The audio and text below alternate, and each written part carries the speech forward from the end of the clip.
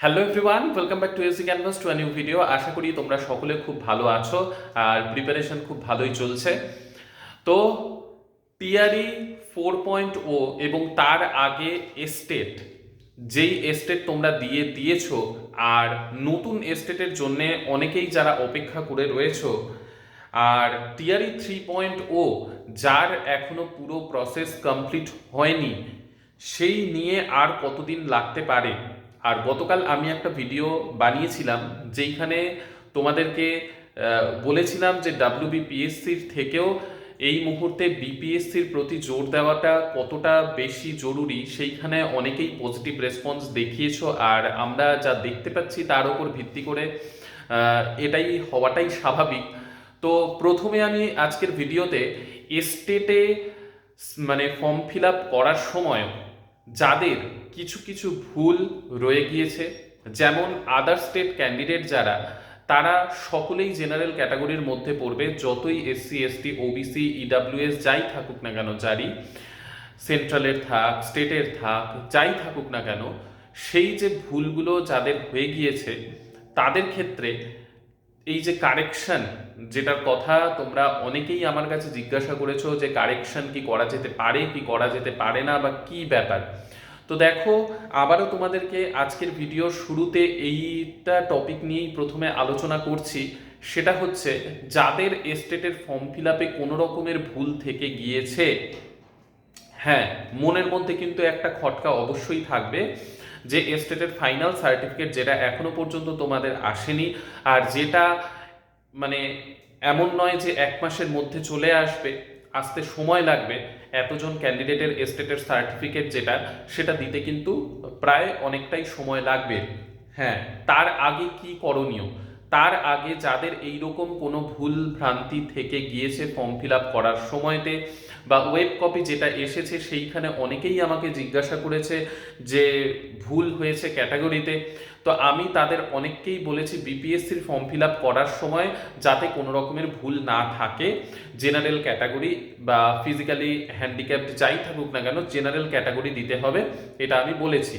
তা বাদ দিয়েও যেহেতু এখন অনেকটা সময় রয়েছে হাতে, তার জন্যে যাদের এইরকম কিছু সামান্য ভুলভ্রান্তি হয়ে গিয়েছে তাদেরকে একটা ট্রাই করার কথা বলবো। সেটা হচ্ছে পাটনায় বিএসইবির অফিসে গিয়ে একটা অ্যাপ্লিকেশন জমা দেয়া, আর তার একটা অবশ্যই রিসিভিং কপি কিন্তু নেয়া। রিসিভিং কপিটা ইম্পর্টেন্ট, কারণ সেইখানে অ্যাপ্লিকেশন জমা দিয়ে আসার পর কতটা কি কাজ হবে সেটা কিন্তু কনফার্ম নয়।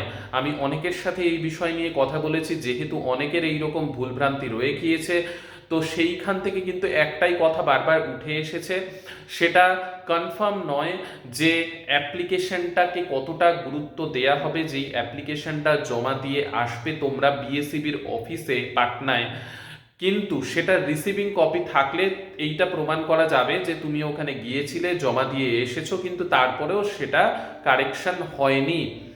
আর যদি একান্তই কারেকশন না হয় স্টেটের সার্টিফিকেটে, কারণ এই মুহূর্তে যে ওয়েব কপিটা এসেছে তার পেছনের লজিকটা শুনবে, কারণ অনেকেই আমাকে জিজ্ঞাসা করেছে দাদা, অনেকের কাছ থেকে শুনেছি বা অনেক ইউটিউব চ্যানেলে শুনেছি যে বিএসইবিতে পাটনায় অফিসে গিয়ে কারেকশন করতে বললেই কারেকশন হয়ে যাবে। কিন্তু দেখো, ডকুমেন্ট ভেরিফিকেশন যেই মুহূর্তে হবে সেই মুহূর্তে তোমাদের মানে যারা টিআরই 4.0 দেবে, তারা যদি অরিজিনাল সার্টিফিকেট না পাও তাহলে ওয়েব কপি দিয়ে কাজ চালাতে হবে। লজিক্যালি বোঝার চেষ্টা করবে, ওয়েব কপি দিয়ে কাজ চালাতে হবে। আর ওয়েব কপি দিয়ে কাজ চালাতে হলে ওয়েব কপিতে যা এখন লেখা আছে সেটাই থাকবে, সেটা কিন্তু কোনো রকম ভাবে চেঞ্জ হবে না। ফাইনাল যে সার্টিফিকেটটা আসবে সেইখানেই একমাত্র চেঞ্জ হওয়া পসিবল, যেটা তোমরা অ্যাপ্লিকেশন জমা দেওয়ার পর হলেও হতে পারে, না হলেও হতে পারে। কিন্তু কথাটা ভালোভাবে বুঝবে, এখানে লজিক দিয়ে বোঝার চেষ্টা করবে যে তোমাকে ওয়েব কপি দিয়ে যদি বিপিএসসির ফর্ম ফিল আপ করতে হয় এস্টেটের ওয়েব কপি দিয়ে, তাহলে সেই এস্টেটের ওয়েব কপিটাই সেখানে শো করতে হবে। তার আগে এস্টেটের অরিজিনাল সার্টিফিকেট পাওয়ার সম্ভাবনা খুব কম, আর যদিও বা পেয়ে যাও অ্যাপ্লিকেশন জমা দেওয়ার পর তোমার এস্টেটের অরিজিনাল সার্টিফিকেটে যে ঠিক করা হবে সেটার মানে সম্ভাবনাও হতেও পারে নাও হতে পারে, এই ভেবে কিন্তু চলতে হবে। শুধুমাত্র একটাই রাস্তা, যদি তুমি বিএসসিবির অফিসে গিয়ে অ্যাপ্লিকেশন জমা দাও সেই রিসিভিং কপিটা নিজের কাছে রাখবে এবং ডকুমেন্ট ভেরিফিকেশনের সময় যদি কোনো রকমের অসুবিধা হয় যে তুমি এস্টেটের ফর্ম ফিল আপের সময় কেন জেনারেল দাওনি, তখন তুমি রিসিভিং কপিটা দেখাতে পারবে। কিন্তু লজিক্যালি যদি ভাবো এই সমস্যাটা হবে না, কারণ বিপিএসসির ফর্ম ফিল আপের সময় তুমি ঠিকভাবে ফর্ম ফিল আপ করবে, ক্যাটাগরি ঠিকভাবে সিলেক্ট করবে, আর তার থেকেও বড় কথা তুমি রিজার্ভেশনের লাভ নেবে না, ঠিক আছে? তাহলেই কোনো রকম সমস্যা হওয়ার কথা নয়। কিন্তু প্রোটেকশনের জন্যে আমি এই আরেকটা স্টেপ নেওয়ার কথা তোমাদেরকে বলছি, যাদের এইরকম সামান্য ভুলভ্রান্তি হয়ে গিয়েছে যে পাটনায় বিএসসিবির অফিসে একটা অ্যাপ্লিকেশন জমা দিয়ে সেটার রিসিভিং কপি, বারবার আমি রিসিভিং কপিতে জোর দিচ্ছি, রিসিভিং কপিটা নিজের কাছে যত্ন করে রেখে দেবে, ঠিক আছে? যদি অরিজিনাল সার্টিফিকেট যেটা আসবে সেখানে ঠিক হয়ে যায় তাহলে খুব ভালো কথা, আর যদি নাও বা ঠিক হয় তোমার কাছে রিসিভিং কপি রইল। এবার ব্যাপার হচ্ছে এস্টেটের যে সার্টিফিকেট, সেই এস্টেটের সার্টিফিকেট কতদিনের মধ্যে দিতে পারে অরিজিনাল সার্টিফিকেট, আর সেই সার্টিফিকেট আদার স্টেটের যে ক্যান্ডিডেট, তোমরা সকলেই যারা আমার ভিডিওটা দেখছো তারা সকলেই আদার স্টেটের ক্যান্ডিডেট, তো তাদের এই এস্টেটের সার্টিফিকেট কোথায় গিয়ে নিতে হবে, কি প্রসেস, কি ডকুমেন্টস সাথে রাখতে হবে, সেই সংক্রান্ত ব্যাপারটা এবার বলছি। দেখো, আদার স্টেটের ক্যান্ডিডেট যারা হয় তাদের প্রত্যেককেই কিন্তু যেতে হবে পাটনাতে গিয়ে স্টেটের অরিজিনাল সার্টিফিকেট কালেক্ট করতে হবে। এবার ব্যাপার হচ্ছে কবে, এই কবের উত্তর আসবে, বিপিএসসি নোটিফিকেশন বের করবে, সেটা খুব তাড়াতাড়ি এখন বেরোবে না, যেটার কথা আমি বারবার বলছি, সময় লাগবে।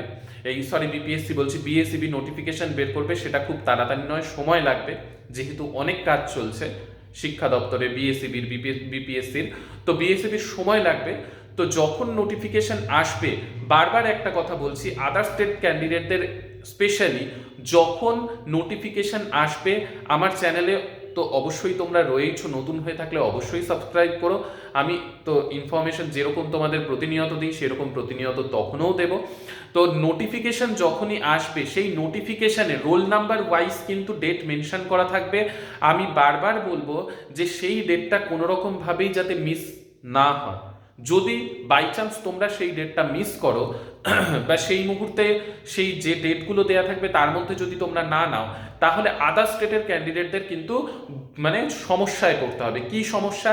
পাটনাতে ডিও অফিসে ঘুরতে হবে, যেদিন যাবে সেদিন নাও পেতে পারো, কারণ 2023-তে যে এস্টেট হয়েছিল আমাদের সময়, সেই সময় কয়েকজন এস্টেটের সার্টিফিকেট দেয়নি, তাদের ক্ষেত্রে কিন্তু একটু সমস্যা হয়েছিল, যে পরবর্তীতে তাদের পাওয়ার জন্য ডিও অফিসে ঘুরতে হয়েছে। ইভেন এই মুহূর্তেও আবার নতুন করে দেয়া হচ্ছে যাদের মিস হয়ে গিয়েছিল।